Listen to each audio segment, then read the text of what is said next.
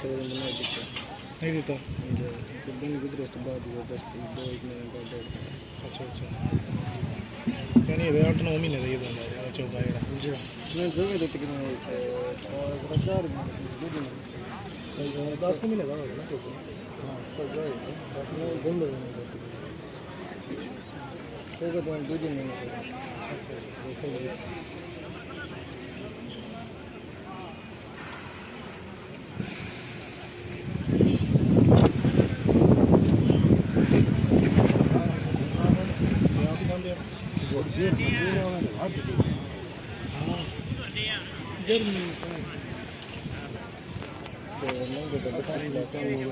बत्तीस ना एक बेचना मंडी अगे फेसबुक बेचना है अगे बड़े लाख रुपया नहीं मांगे कैसा ही है सोया में लगना है तो शायद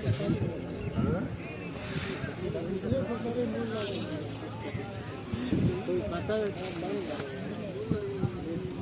लोग जाते अगले फीस बुक देखना है वो कहीं कुछ बोल लेगा।